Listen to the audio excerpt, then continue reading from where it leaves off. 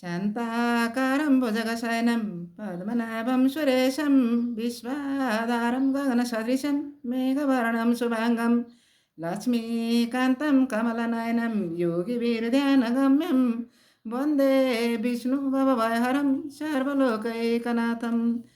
శ్రీ పరమాత్మనే నమః. అథ శ్రీ విష్ణు సహస్రనామ స్తోత్రం. యస్య స్మరణమాత్రేణ జన్మ సంసార బంధనాత్ విముచ్యతే నమః తస్మై విష్ణవే విష్ణవే నమః. సమస్తభూతానామాదిభూతాయ భూభృతే అనేకరూపరూపాయ విష్ణవే విష్ణవే.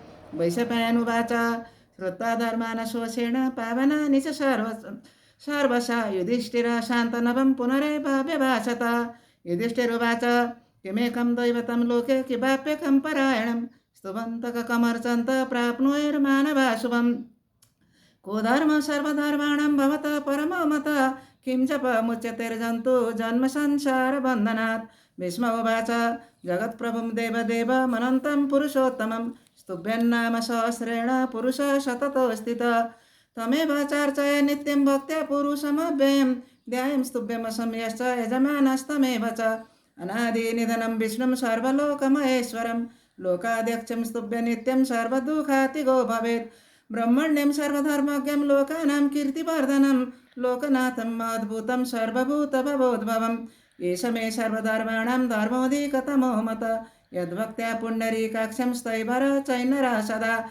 परमं यो महत्तेज परमं यो महत्तप परमं यो महद्ब्रह्म परमं यो परायणं.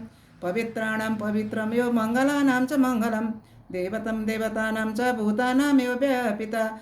यतः सर्वाणि भूतानि भवन्त्यादियुगागमे यस्मिन् च प्रलयं यान्ति पुनरेव युगाच्छये.